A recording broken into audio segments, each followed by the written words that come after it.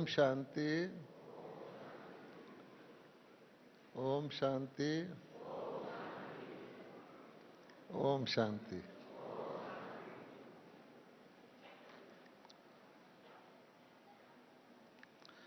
हर एक आत्मा का ड्रामा में पार्ट है। बाबा कहते हैं जिसका जो पार्ट है उसके लिए वही बहुत अच्छा है। हमारा ये पार्ट था, हम बाबा के समय में आए। आपका ये पार्ट है, आप बाबा के समय के बाद आए। दोनों ही अच्छे। हम इसी में खुश रहना चाहिए कि जो तूने दिया उसी में मेरा कल्याण है। हमसे कई भाई बहन पूछते हैं हम पहले क्यों नहीं आ गए। हमने कहा भाई जो ड्रामा है, नहीं हम पहले आ जाते तो मैंने कहा फिर क्या होता, शायद तुम भाग जाते हैं। हो सकता है ना, क्योंकि उस समय तो थोड़े से थे, बैज लगाओ तो लोग ताना मारते थे। अब तो इतने बीके हैं तो लोग डरते हैं बीके के बारे में कुछ बोलने के। इसलिए हर चीज़ में कल्याण है। तो आज हम आपको कुछ याद करके कि बाबा के साथ हमारे क्या क्या पालना मिली, क्या क्या स्मृतियां हैं, जो भी याद आएंगी आपको सुनाते हैं।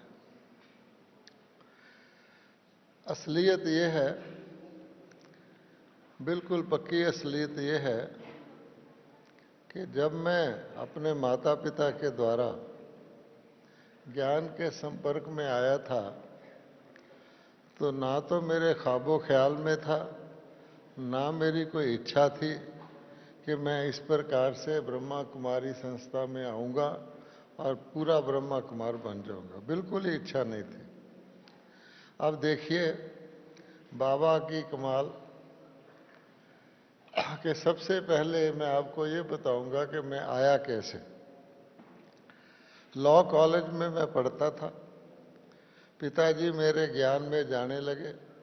उनको इतना अच्छा लगा कि आके रोज़ घर में सबको बिठाकर आधा घंटा लेक्चर करते थे, आज ये हुआ वो हुआ। अब पिताजी के कारण हम सुनते रहते थे। एक दिन मेरी माताजी को किसी ने कह दिया कि अब तेरा पति गया, किसी काम का नहीं रहेगा, बच्चों को छोड़ जाएगा और तुम संभालो। अब माताजी ने मुझे कहा कि तुम बड़े बेटे हो, लॉ पढ़ते हो, जाओ जाके देखो क्या है। इस प्रकार से मैं ब्रह्मा कुमारी में आया। अब मैं आ गया तो उन्होंने कहा आपको कोर्स करवाते हैं। मैं तो चाहता ही था कुछ करवाएं। तो एक आनंद किशोर भाई थे। मैंने कहा भाई कोई बहन से नहीं करूंगा, मुझे शर्म आती है, कोई भाई दे दो। उन्होंने कहा ठीक है। मेरी कोई बहन नहीं थी, मेरे से कैसे सुनूंगा, क्या क्वेश्चन करूंगा। वो आनंद किशोर जी मुझे हफ्ता भर समझाते रहे। अब जैसे कोई जाट होता वो कह देता दूध काला है तो कहेंगे तू हार जाएगा, कहता मानूंगा तो हारूंगा ना, है ही काला। अच्छा, तो मुझे वो जो कहते थे मैं उसका उल्टा कर देता था। उन्होंने कहा कि मैं आत्मा मेरा शरीर। मैंने कहा नहीं, मैं शरीर मेरी आत्मा। करो बात, क्या करते हो रोज ही। अच्छा, 2-3 दिन में वो तंग आ गए। अगर मेरे पिताजी बीच में ना होते, वो बड़े पक्के ब्रह्मा कुमार थे, तो मुझे कहते जाओ भाई, नहीं दिल करता जाओ, हमारा सिर क्यों खाते हो। अब वो ना भी नहीं कर सकते थे, जो कहें मैं उसका उल्टा कर दूं। वकालत में तो यही होता है, जिसका केस ले लो उस तरफ चलो। ऐसा होता रहा। एक दिन 5-6 दिन हो गए तो उन्होंने कहा अच्छा भाई ठीक है, एक यहाँ बुजुर्ग माता है, वो योग बहुत अच्छा सिखाती है और वो इतने सालों से शुरू से ज्ञान में आई थी तो उसके सिक्के भी भूल गए। 2 आना का सिक्का कौन सा है, 4 आना का, इतनी पहुंची हुई है। तो क्या आप उससे योग सीख सकते हैं। मैंने कहा सिखा दो, वो भी सिखा दो। तो अगले दिन मैं योग सीखने चला गया। धरती पर बैठ गया, वो सामने बैठ गई माता जी। उनका नाम कमल सुंदरी था, कईयों ने शायद देखा होगा। बहुत प्रसिद्ध योगी थी। तो उन्होंने मेरे को बिठा के मेरी तारीफ करनी शुरू की कि तुम बड़ी शुद्ध आत्मा हो, बहुत अच्छे। मैं अंदर से मुस्कुरा रहा था कि मैं कॉलेज का लड़का, बाहर से खाना खा के आ जाऊँ, माता मेरी जूते उतारे और ये कह रही है बहुत अच्छा, आप मुझे फ्लैटर कर रही हैं। अंदर में मैं ये सोच रहा था। इतने में क्या हुआ, उनका फोन आ गया। तो आपने कमला नगर का पुराना सेंटर नहीं देखा, नीचे भी किराएदार, ऊपर भी किराएदार, जहाँ सेंटर है उसके बीच में भी एक किराएदार। तो उस तरफ उनका रहना था और इधर एक हॉल था। तो बोली कि अच्छा मैं फ़ोन सुन के आती हूँ। मैंने कहा ठीक है। मैं बैठा था, उन्होंने मुझे एक शब्द योग का नहीं सिखाया था, अभी शुरू होना था। इतने में मैंने क्या देखा, वो तो चली गई और वहाँ एक रोशनदान था। यहाँ तो शायद रोशनदान है, आजकल इंडिया में रोशनदान खत्म हो गए है ना। तो उसमें से एक बड़ी लाइट सी निकली, भाप जैसे होती है, बीम की तरह वो आई और उसने चारों तरफ से मुझे घेर लिया और मुझे कुछ हल्कापन भी महसूस होने लगा। मैंने कहा ये क्या है। मैंने अपने आप को टटोला, मैं ठीक ठाक हूँ। ठीक था, आंखें भी मेरी खुली थी। तो मैंने सोचा इनके अंदर कोई शक्ति है, नहीं तो अभी तो मैंने योग भी नहीं सीखा, रोज मैं इनसे लड़ता हूँ, ये क्या है। तो मेरे मन में आया कि हो सकता है भाई ठीक हो, तुम इनसे रोज झगड़ा करते हो, आज ये फैसला करो जो ये कहेंगे उसको अपने दिमाग से सोचने की कोशिश करूंगा।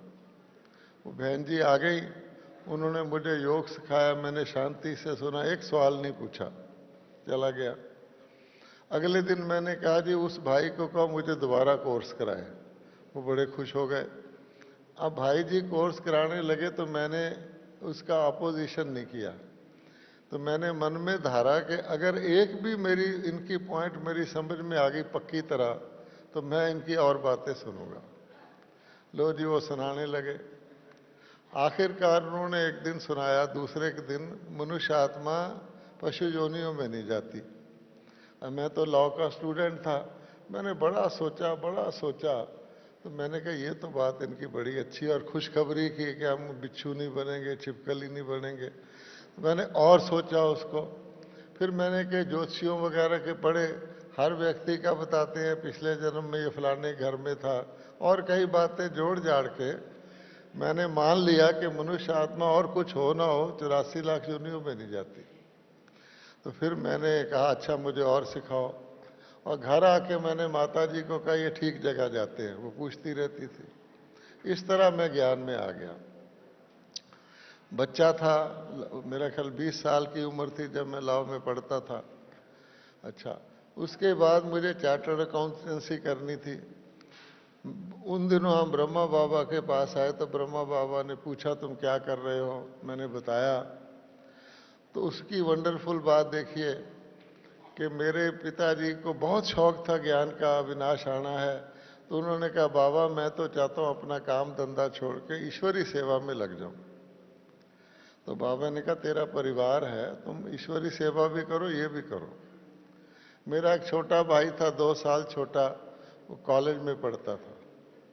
उसको बाबा ने कहा तुम पढ़ाई छोड़ दो और ईश्वरी सेवा में लग जाओ।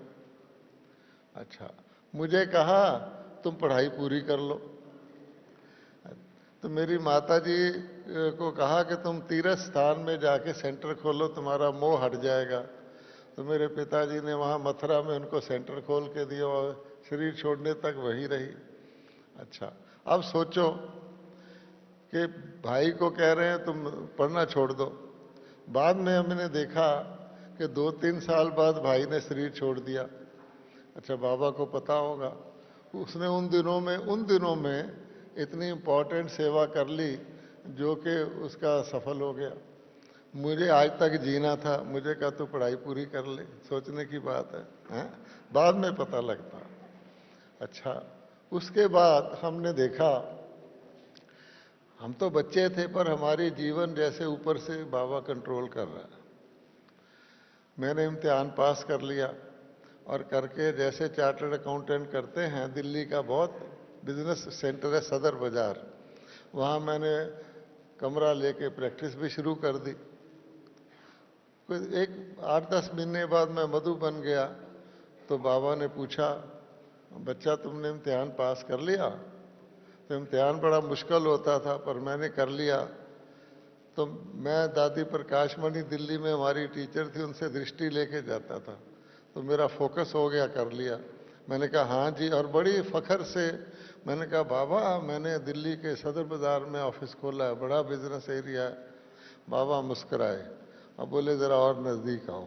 अच्छा, मैं और नज़दीक चला गया तो बोले कि तुम काहे को ये झूठ सच का धंधा करता है, इसमें झूठ बोलना पड़ता है, अकाउंट चेंज, तुम कोई सरकारी नौकरी कर लो।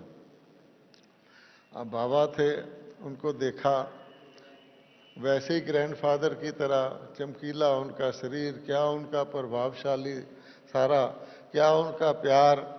तो मैंने कहा जी ठीक है। अब आज मैं देखता हूं कि बाबा कहते हैं कि कोई सारी जिंदगी में एक बार भी मेरा कहना मान ले, एक बार भी किसी अच्छी बड़ी बात में, तो मैं जिंदगी भर उसको मदद करने के लिए बंधा हुआ हूं। ये मेरा आज का तजर्बा है। इस बात को 50 साल हो गए। अच्छा, अब इसके प्रूफ क्या है?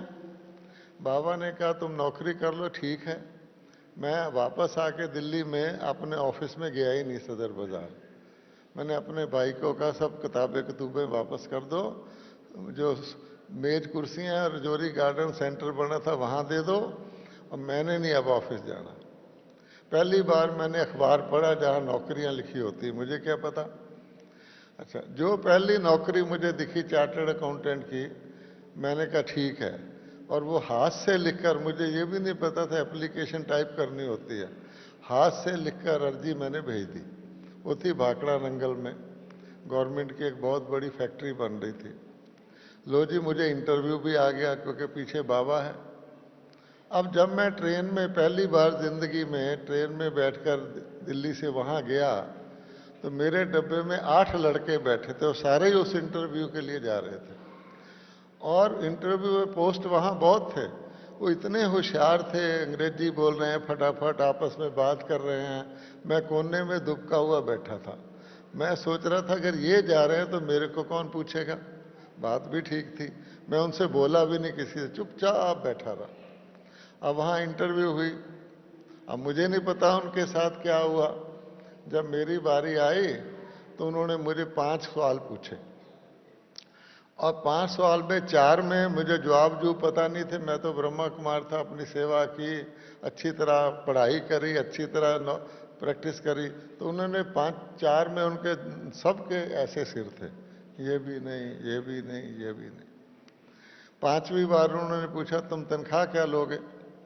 अब मुझे पता ही नहीं पे स्केल क्या होता है, इंक्रीमेंट क्या होता है। मैंने कहा जी जवाब दे देंगे। अच्छा, मैंने कहा जवाब दे देंगे। अच्छा, मैं सिलेक्ट हो गया, उनमें कोई सिलेक्ट नहीं हुआ। अच्छा, अब सोचो ये कैसे हो गया। मैंने सचमुच वहां जाके पूछा कि मैंने खुद देखा था इतने होशियार लड़के, मैं कैसे सिलेक्ट हो गया। उन्होंने कहा जी सरकारी कंपनी है, नई नई बनी है, उनका असूल है कि जिसको भी रखना है सबसे मिनिमम तनख्वाह पर रखना। मुझे तो मिनिमम भी नहीं पता क्या था। अच्छा, तो उन्होंने सारे लड़कों ने, वो कोई दिल्ली से कोई नौकरियां करता था, कोई, उन्होंने कहा इतने जंगल में कौन जाएगा, सरकार ज़्यादा पैसे आप ही देगी। तो सब ने ज़्यादा तनख्वाह मांगी थी, और उनका रूल था, बेचारे क्या करते। तो मैंने कहा था जो मर्जी दे दोगे आपको रख लिया। लो जी, अब नौकरी किसने दिलाई आप सोचो। अब मेरी जो थी ना क्वालिफिकेशन वगैरह बहुत अच्छी थी, सिर्फ ना तो मुझे अंग्रेजी बोलनी आती थी, पंजाबी अंग्रेजी, फिर उसके बाद झिझकता था मैं। अच्छा, अब इतना ही नहीं हुआ, उनको 7 चार्टर्ड अकाउंटेंट चाहिए थे, बहुत बड़ी कंपनी थी। तो 2 महीने बाद उन्होंने दोबारा एडवर्टाइज किया और नीचे की तनख्वाह बढ़ा दी, ताकि लड़के जो आए मिनिमम में भी उनकी अच्छी तनख्वाह हो। मेरी आप ही बढ़ गई क्योंकि मैं तो अंदर था। अगर पहले होती तो मैं बाहर होता, समझा आपने। तो बाबा ने नौकरी भी दिलवा दी, तनख्वाह भी बढ़ा दी। अब इससे आप क्या सोच सकते हैं, बिल्कुल बच्चा, कुछ पता ही नहीं। अच्छा, अब इसके बाद मैं वहां 17 साल रहा, 1 साल 2 साल नहीं, 17 साल बाबा ने मेरी हर काम में, मैं कुछ बोलता नहीं था, दूर बैठा था पर मेरी मदद करता रहा। और 17 साल भी कैसे हुए कि हमारी कंपनी के हिंदुस्तान भर में फैक्ट्रियां खुली, बॉम्बे में, बिहार में, कई जगह खुली, असम में। तो वो कहते थे जो एक्सपीरियंस्ड ऑफिसर है इनको भेज देते हैं दूसरी नई में, थोड़ी तनख्वाह बढ़ा देंगे। नौकरी के बाद मैं और मेरी माता जी मधुबन में आए। तो मेरी शुरू से नेचर थी यज्ञ का कुछ पैसा बच जाए, तो मैं हमेशा बस में आके वहाँ से एक आदमी होता था वो रेडी पर सूटकेस रख लेता था, पिछले रास्ते से आता था, माता जी को भी ले आया। तो जाने से पहले मेरे माता जी बाबा जी से मिलने गए। तो बाबा ने कहा कब जा रही हो? कहा कल जा रहे हैं। कैसे जा रही हो? उसने कहा मेरा बेटा बस से ले जा रहा है। उन दिनों बस की टिकट 4 आने एडवांस देके बुक हो जाती थी। तो बाबा ने मुझे बुलाया, बोला अरे तुम ऑफिसर है, तुम अपनी माँ को बस में ले जाता है, टैक्सी में लेके जाओ। अच्छा बाबा जी। अब मेरी माँ के ऊपर इतना इम्प्रेशन पड़ा कि इसको मैंने जन्म दिया, ये तो मुझे बस में ले जाता है, अब बाबा मुझे टैक्सी में भेज रहा है। तो बाबा इस प्रकार से समझो हर एक का दिल खुश करता था। यूं तो बाबा कहता है मुझे किसी के पैसे पूसे से, बिजनेस से कोई मतलब नहीं, मैं तो ज्ञान सुनाता हूं। लेकिन अपने बच्चों के साथ अब मैं आपको बताऊं कि जो मेरे पैसे बच जाते थे, क्योंकि मेरे घर में सेंटर था, वो सेंटर वाले चला देते थे, तो मैंने बाबा से कहा ये पैसे क्या करूं, यज्ञ में दे दूं? बाबा बोला नहीं रखो, इसको इन्वेस्ट कर दो। तो दिल्ली में बहुत अच्छी अच्छी कंपनियां थी, एक मेरा स्टाफ था उसका भाई ब्रोकर था, मैंने इन्वेस्ट कर दिया और बाबा को बताया कि ये कंपनियों में मैंने इन्वेस्ट कर दिया।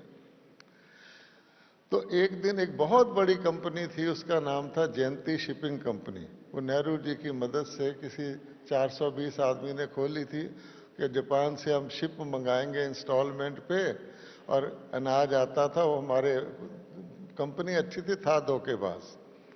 कुछ दिन बाद मेरे ब्रोकर ने कहा भाई साहब वो कंपनी ठीक नहीं है, बड़ी है, तो उसने मेरे पैसे निकलवा दिए। कुछ दिन बाद अखबार में आया कि वो कंपनी डूब गई है। तो बाबा ने पढ़ा अखबार, तो पहले पहले मुझे कहा बच्चे तेरे वो पैसे का क्या हुआ, अब बताओ। आप समझ सकते हैं कि उसको इतना बाबा को फिक्र है। मैंने कहा बाबा मैंने निकाल ली थी। अच्छा अच्छा ठीक है। अच्छा इसके बाद और देखिए कि 17 साल बहुत होते हैं। कुछ समय बाद मुझे कंपनी वालों ने कहा हमने आसाम में नई कंपनी खोलनी, आप वहाँ जाओगे? तो मैंने सोचा कि वहाँ कोई सेंटर नहीं है, बाबा भी कहते हैं नई जगह सेंटर खोलो। मैं बाबा से पूछा, बाबा बोले असम में? अरे वहाँ 9 महीने बारिश होती है, बड़ा बड़ा मच्छर होता है, नहीं जाना। मैंने कहा भाई कमाल है, बाबा कह रहा नहीं जाना, ठीक है जी। दूसरी बारी फिर एक और जगह रामागुंडम कोई है, वहाँ खुली। मैंने कहा बाबा, वो कहते हैं, बाबा बोले बाबा बाहर जाता है क्या? नहीं जाना बाबा, वहीं रहो।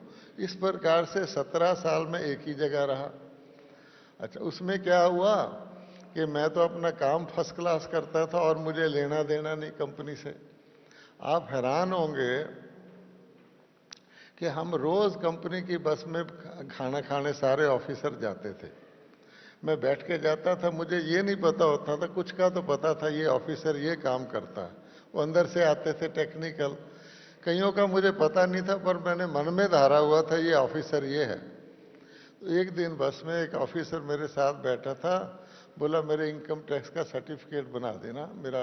मैंने आके ऑफिस से फौरन जो मैं समझा था वो है, उसका इनकम टैक्स सर्टिफिकेट बनाया, चपरासी के पास भेज दिया।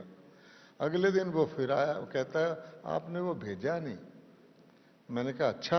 फिर मैंने जाके पूछा इसका नाम क्या, उसका नाम ही कुछ और था। ये मेरा हाल था। यानी आप समझ लो कि बिल्कुल कांटेक्ट नहीं। आपने कभी सोचा होगा कि कोई व्यक्ति 17 साल नौकरी करे, 10 साल फैक्ट्री में ही ना जाए? मैं ऐसा व्यक्ति था, हमारा ऑफिस बाहर होता था, एडमिनिस्ट्रेटिव ऑफिस, काम बढ़िया करना है, 10 साल में फैक्ट्री के अंदर नहीं गया, क्या होता है? क्योंकि मैं अपना काम करता था। एक बार उन्होंने कोई बिजली का कॉन्ट्रैक्ट करना था, रिव्यू मुझे दे दिया, तो मुझे जाना पड़ा पूछने, बिजली क्या होती है, लाइन लॉस, इस तरह का न्यारे बिल्कुल। तो इसलिए बस बाबा की सेवा करनी है। सर शुक्र से लेकर मंडे मॉर्निंग तक तो मैं बाहर ही रहता था। 52 हफ्ते में 48 हफ्ते बाहर सेवा कर रहे हैं।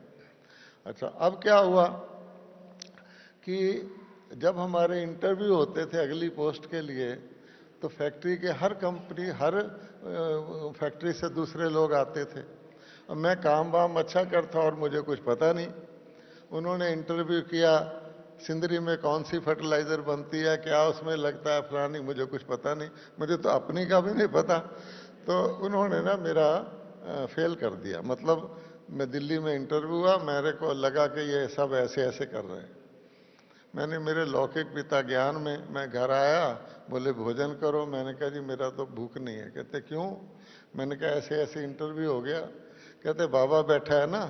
तो मैंने कहा बाबा ये थोड़ी कहता है मेरा नाम बदनाम कराओ, अब मेरा रिजल्ट आएगा और मेरे से छोटा मेरा ऑफिसर बन जाएगा फिर। बोले नहीं नहीं, बाबा बैठा। अच्छा जी, मैं वापस जाके दिन गिनने लगा कि किस दिन वो इंटरव्यू का रिजल्ट आता और मेरे साथ ये होता है। लास्ट दिन ये आई इंफॉर्मेशन कि इंटरव्यू का बोर्ड ठीक नहीं बना हुआ था, इसलिए सारा इंटरव्यू क्रैश। तो मैं बच गया। अब आप सोच सकते हैं, अब आप सोच सकते हैं कि बाबा कहां तक करता है। अच्छा, फिर और देखिए, एक बार मोहिनी बहन है ना यहाँ, वो मेरे सेंटर में रहती थी। तो मैं ऑफिस जाने से पहले दरिया के पार एक गीता पाठशाला थी, वहाँ उसको छोड़ जाता था, स्कूटर चलाता था और लंच के बाद उसको ले आता था। तो एक दिन ऐसा ही हुआ, पर पता नहीं क्या हुआ कि मैंने अपने आप को हॉस्पिटल में पाया और मोहिनी बहन को भी हॉस्पिटल में दूसरे बेड पे पाया। और मेरा मुंह इतना सूजा हुआ, मुझे तो नहीं पता, लोग आ गए। अब ऑफिसर आया एक, मेरा जो दोस्त था, कहता है, धीरे धीरे बोला, आप जा रहे थे स्कूटर पर, हैं, एक बुढ़िया थी, आपके नीचे आ गई, बुढ़िया मर गई। मुझे कुछ पता नहीं, अभी तक भी नहीं पता कौन बुढ़िया थी। अच्छा, और आपका चोट लग गई है, मुंह सूजा हुआ है। मैंने कहा अच्छा ठीक है। मैंने उधर देखा तो बहन जी भी पड़ी है। मैंने कहा बहन जी? कहती हाँ, गवर्नमेंट हॉस्पिटल में रखते हैं एक्सीडेंट के केस को, हमारी कंपनी का अपना हॉस्पिटल था, वहाँ रख नहीं सकते।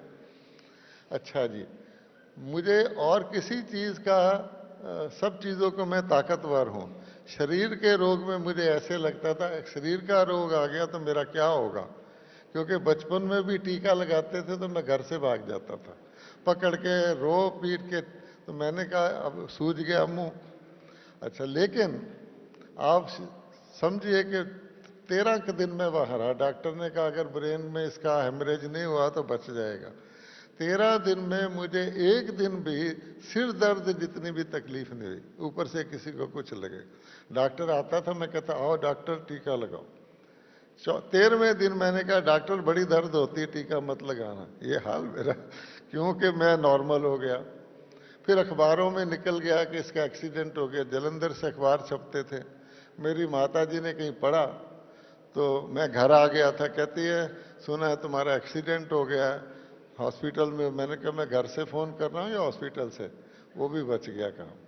तो इसलिए वो भी मैंने देखा कि बाबा आपको कितनी भी ऊपर से लगेगा आपके मुंह सूजा हुआ, कुछ नहीं हुआ मुझे, बिल्कुल जो नॉर्मल होता उससे भी नहीं हुआ। इसी प्रकार से बहुत सारी ऐसी घटनाएं हैं जिसमें आप देखेंगे कि बाबा बिल्कुल मदद करता रहा, हर बात में मदद करता रहा। कंपनी में मेरा नाम मशहूर हो गया, ये काम नहीं रखता, सारा दिन मैं यज्ञ की चिट्ठियां लिखवाता था, टेबल पे मेरे कुछ नहीं होता था। तो एक ऑफिसर ने कहा, हमारे 8 सेक्शन थे, उसने कहा इसका सेक्शन बदल दो, इसके पास कोई काम नहीं। बदल दिया, फिर भी मेरे कुछ नहीं काम था। अब क्या करें, वो सोचते थे पता नहीं ये काम करता नहीं। पर सिंपल बात ये थी कि ऑफिसर होता ना, वो कहता नीचे वाला कुछ लिख के लाए, मैं उसके ऊपर अपनी ज़्यादा अकल दिखाऊं, फिर अपने बॉस के पास भेजूं। मैं कुछ नहीं करता था, मैं नीचे वाले को बुलाया ये लिख ला, वो लिख लाता था, साइन किया, छुट्टी। तो इस तरह इजी था क्योंकि देह भान नहीं है। तो आखिरकार करते करते करते बीच में मैं कई सेंटरों में गया। बाबा ने मुझे तैयार करना था सरेंडर होने के लिए। बाबा हो गया व्यक्त। अब मैं तो तैयार नहीं था। तो बाबा उन दिनों जैसे राजू भाई बता रहा था, आते थे, कमरे में बैठते थे, काफ़ी काफ़ी घंटे हमसे मिलते थे। तो मैं गया। एक बात और बता दूं, बाबा को कैसे पता था ये क्या करता है। पांडव भवन आबू में से शाम को हम लोग लेक से घूमकर म्यूजियम में जाते थे सेवा करने। तो म्यूजियम में एक दिन मैं गया और वहाँ कोई भाई बैठे थे, मैं भी बैठ गया। वो कुछ बात कर रहे थे, मैं बैठा रहा। मैं आया, गेट पे आया, अव्यक्त बाबा कहते बाबा बुला रहा है। मैंने कहा भी पता नहीं क्या है। मैं गया, बाबा बोले तुम म्यूजियम गए थे।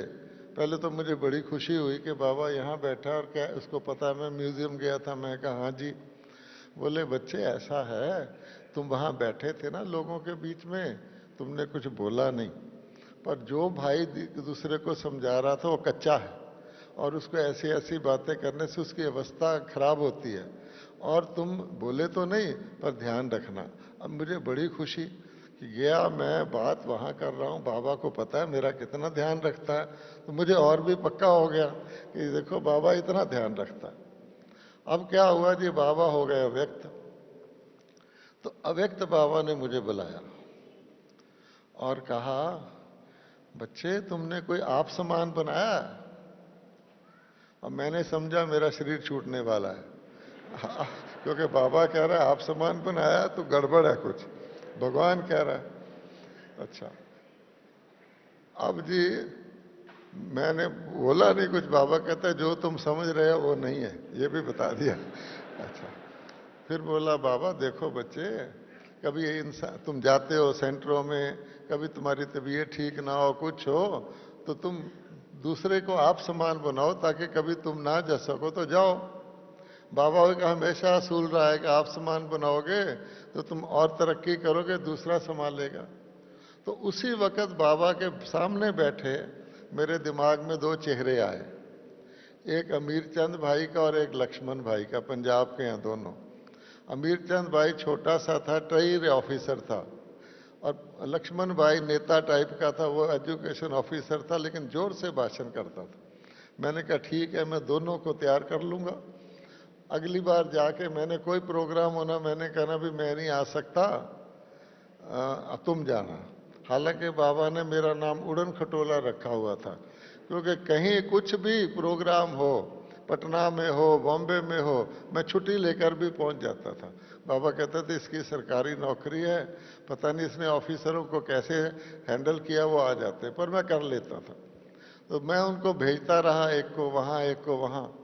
तो अगली बार जब मैं गया, फिर बाबा को मैंने कहा बाबा मैंने आप सामान बना लिया, समझा, क्योंकि मैंने वो जाते थे। तो फिर बाबा ने कहा तुम ये बताओ, तुम नौकरी भी करते हो, ईश्वरी सेवा भी करते हो, तुमको दोनों में से क्या पसंद है? ईश्वरी सेवा फुल टाइम करना पसंद है या दोनों इकट्ठे करना पसंद है? मैंने सचमुच सोचा कि बाबा कह रहा है पर मुझे क्या तकलीफ है, सरकारी तनख्वाह मिल जाती है, कार मिली हुई है, कोठी मिली हुई है, और पैसे भी नहीं खर्च होते। मैं दफ्तर में 17 साल से हूँ, कोई पूछता ही नहीं, ऑफिस जाओ ना आ जाओ, मैं तो ईश्वरी सेवा भी करता हूँ। तो मैंने कहा बाबा मुझे दोनों ठीक है, एक बराबर है, सच्चे दिल से कहा।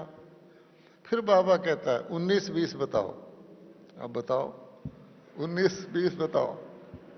अच्छा, फिर मैंने सोचा, फिर भी मेरे अंदर यही आया कि मुझे क्या तकलीफ है, वो भी ठीक है वो भी ठीक है। मैंने कहा जी मेरे लिए बराबर ही है। फिर बाबा ने कहा अच्छा ठीक है। तो मेरे पीछे एक गुजरात की स्कूल टीचर बहन बैठी थी, उसने बाबा से कहा स्पेशली कि बाबा मैं चाहती हूँ कि मैं नौकरी छोड़ के ना ईश्वरी सेवा में लग जाऊं। तो बाबा ने कहा देखो इसको मैंने पूछा इसने क्या कहा, तो तुम भी ये समझो कि बाबा ने तुमको टीचर रखा हुआ है, जब बाबा को छुड़ाना होगा छुड़ा लेगा। अच्छा, उसके अगली बार फिर 2-3-4 महीने बाद मैं गया, तो बाबा कहते हैं तुम कभी किसी सेंटर में रहे हो? मैंने कहा बाबा हाँ, मैंने 1 महीना छुट्टी लेकर दिल्ली के करोल बाग में म्यूजियम बना था, पूरा म्यूजियम बनाया था ऑलराउंडर दादी के अंडर। वहाँ मुरारजी देसाई आया था। बाबा कहता वो नहीं, वो तो मेहमान की तरह होता है, जाओ फल फ्रूट ले जाओ, आराम से रहो, ऑफिसर तुम हो, ऐसे नहीं, घर की तरह रहे हो। मैंने कहा जी मैं तो कभी रहा नहीं। तो बाबा बोले बच्चे जब ऐसे रहते हैं ना तो भाव स्वभाव का बड़ा टकराव होता है। तब भी मुझे पता नहीं कि मेरे को बाबा ये सरेंडर कराने वाला कुछ पता नहीं। अच्छा जी, हो गई बात पूरी, सुन लिया बाबा ने, कहा जाओ, तैयार कर दिया उसने। अब मैं रिट्रोस्पेक्ट में देखता हूं, step by step by step by step. लगन मुझे वहां थी नहीं, कभी आसक्ति थी नहीं। आखिर दिल्ली में एक पांडव भवन लिया गया 1972 में, और उस वक्त 3.25 लाख का था वो। पर उस वक्त यज्ञ में 3.25 लाख भी इकट्ठे करना मुश्किल था, सबने मिलजुल के इकट्ठे करके लिया। तो उस वक्त दादियों ने मुझे कहा, अरे हमने उस वक्त पहला ही मकान है जो ब्रह्मा कुमारी ने अपना लिया, नहीं तो बाबा कहता था किराए का मकान लो। आबू भी किराए का होता था, वो भी किसी ने, राजस्थान गवर्नमेंट अलग हुई तो किसी ने गेस्ट अपना बना लिया। सर्किट हाउस तो बाबा ने खरीदा। अच्छा लिया तो बोली, अरे बहुत बड़ा मकान लिया भाई, तो एक भाई चाहिए वहाँ। वहाँ तब तक भाइयों की सरेंडर नहीं कराते थे, कोई खास काम हो, लिटरेचर बनाना, तो कराते। तो मैंने कहा फिर क्या करना है? बोले तुम अपनी बदली दिल्ली में करा लो, क्योंकि दिल्ली में हमारी कॉरपोरेशन का हेडक्वार्टर था, वहाँ करा लो, वहाँ रहना, वहाँ काम होंगे। मैंने कहा बहन जी मैं दिल्ली में बदली करा लूँ, यहाँ तो मैं 17 साल से हूँ, 2 कागज साइन किए, छुट्टी। वहाँ तो 8 कंपनियों के फाइनेंशियल प्रॉब्लम आएंगे, मुझे सॉल्व करने पड़ेंगे। सिर्फ सुबह से शाम तक मैं काम करूँगा, फिर छुट्टी भी नहीं ले सकता। अभी तो हरिद्वार भाग जा, लीव ले मेडिकल, तो वहाँ तो मेरी जिम्मेवारी है। और फिर साउथ दिल्ली में आपका हमारा हेडक्वार्टर है, करोल बाग में है, 1 घंटा जाने में लगेगा। तो आपके किस काम का मैं रात को आऊँगा, नहाऊंगा, धोऊंगा, सुबह मुरली सुनी गया। तो फिर कहती क्या करना है? मैंने कहा जी अगर आप कहो, बहुत नौकरी कर ली हैं, अब कहो तो मैं छोड़ देता हूँ, क्योंकि पैसे पूसे इकट्ठे हो जाते हैं, काम चलेगा। उन्होंने कहा जैसी तुम्हारी मर्जी। लो जी, ये कह के कि मैं जाके रिजाइन करना है, वहां से मैं चला मधुबन से, अपने शहर में आया। अब वहाँ क्या हुआ कि मेरे जहाँ जब वापस आते हैं, अब घर में कुछ चिट्ठियाँ पड़ी होती हैं, तो मेरी ही कंपनी में टॉप का इंटरव्यू था, उसमें मेरा नाम था कि तुमने इंटरव्यू में तुम्हें बुलाया गया है। अब आप सोचो कि किसी व्यक्ति ने रिजाइन करना है, उसको इंटरव्यू क्या करना है? वो सोचेगा ठीक है जाना तो है, छोड़ो। फिर भी मैंने मोहिनी बहन को कहा प्लीज़ बाबा से पूछ के आओ कि मुझे ये इंटरव्यू, मैं तो नहीं चाहता करूं, मुझे तो रिजाइन करना है। अब वो आई तो कहती बाबा कहते तुमको करना है इंटरव्यू। अब मैंने कहा बाबा कहता है इंटरव्यू करना है, पर क्यों, जब मैंने रिजाइन ही करना है? मैंने कहा प्लीज एक बारी फिर पूछ के आओ। फिर पूछ के आई तो उसने बोली कि बाबा कहता है बच्चे को समझाओ कि जब नौकरी छोड़ भी देगा तो लोग पूछेंगे तेरी लास्ट पोस्ट क्या थी, अगर बड़ी होगी तो वो भी सर्विस करेगी। अब ये तो किसी के दिमाग में नहीं आ सकता। मैंने कहा ठीक है बाबा कह रहा है। तो हम जी दिल्ली में लास्ट इंटरव्यू करने गए। अब देखो नौकरी दिलवाई कैसे थी, लास्ट या छुड़वाई कैसे। गए वहां तो वो बहुत बड़ी पोस्ट थी, तो इंटरव्यू में भी 3 कंपनियों के general manager, financial advisor, government का एक ऑफिसर, सब आए हुए थे। और जैसा ड्रामा में था, पहला नंबर मेरा ही आ गया कि आपको बुला रहे हैं। अब मुझे कोई भय भू तो था नहीं, छोड़नी है नौकरी। तो मैं गया तो कहते हैं आपका रिकॉर्ड तो अच्छा है, पर आप 17 साल एक ही जगह रहे हैं, अगर हम अब आपको नौकरी प्रमोशन देंगे तो आपको कहीं जाना पड़ेगा। मैंने कहा जी आपको पता है सबको, मेरे घर में ब्रह्मा कुमारी सेंटर है, वहाँ कोई प्राइवेट प्रॉपर्टी होती नहीं, और मेरे तो हालात सेम हैं। ऐसे करके मैंने गोल मोल जवाब दिया। इतने में उस चेयरमैन का फोन बजा के तुझे मिनिस्टर साहब बुला रहे हैं केमिकल फर्टिलाइजर के। तो कहते मैं जा रहा हूं। तो उन्होंने कहा इंटरव्यू का क्या करें? बोला करते रहो, मैं जल्दी आ जाऊंगा। वो चला गया जी। ये सारे रिलैक्स हो गए। अब सुनिए क्या कहते हैं। कहते हैं आपकी हॉबीज क्या हैं? वो इंटरव्यू खत्म। अच्छा, मैंने कहा जी, मैंने सोचा हॉबीज, मैंने कहा मेरी हॉबी है स्पिरिचुअल स्टडी। और क्या बोलता? तो बोले अच्छा तुमने गीता पढ़ी है? अच्छा, इंशाअल्लाह मुझे तो संस्कृत भी नहीं आती, गीता क्या पढ़नी है। तो मैंने एक बार हिंदी में हिंदी ट्रांसलेशन हमारे कॉलेज में किसी ने दी थी, वो पढ़ रखी थी, और उर्दू में मैंने उसका इंडेक्स बना रखा था। ज्ञान के बाद यहाँ सर्वव्यापी लिखा है, यहाँ ये। मैंने कहा हाँ जी पढ़ी है। वो एक ही किताब है जो मैंने हिंदी में पढ़ी। बोले बताओ गीता का सबसे इंपॉर्टेंट श्लोक कौन सा है? अब मुझे पता तो है, मैं बोल नहीं सकता जो दुनिया वाले कहते हैं। तो फिर मैंने कहा जी टू मी इट इज मन मना भाव, बस। तो कहते हैं क्या मतलब? मैंने कहा जी मैं आपको बता रहा हूं कि भगवान कहता है मुझे याद करो। अगर पता ही नहीं भगवान कौन है तो किसको याद करेंगे? कृष्ण जी तो शरीरधारी थे, वो तो शरीर छोड़ गए। आज के भगवान को कैसे? उनको पसंद नहीं आया, प्यार ने सिर ला दिया। नहीं। अच्छा, अब क्या करें? फिर एक कहता है अच्छा ये बताओ गीता के अनुसार एक आदमी सड़क पे जा रहा है, दूसरा उसके पीछे छुरा लेके जा रहा है, तुम देख रहे हो, क्या करोगे गीता के अनुसार? मैंने कहा जी देखिए मैं मौत वौत से नहीं डरता, पर मैं लॉ अपने हाथ में नहीं लेता। मैं इधर उधर देखूंगा कोई पुलिस वाला है। फिर उन्होंने ऐसे सिर ला दिया। अच्छा, फिर बोले अच्छा ठीक है, मान लो जिसको वो छुरा लेके जा रहा है आपका सगा भाई है, फिर आप क्या करोगे? मैंने कहा जी देखिए कोई किसी का लौकिक में भाई बनता है, कर्मों का हिसाब होता है, तो उससे मेरा ज्यादा हिसाब है, तो मैं देखूंगा मैं क्या कर सकता हूं। फिर भी मैंने गोल मोल जवाब दिया। एक कहता है जी 9 मिनट हो गए अब इनको जाने दो। अच्छा, मैं आ गया, सिलेक्ट हो गया और रिजाइन कर दिया।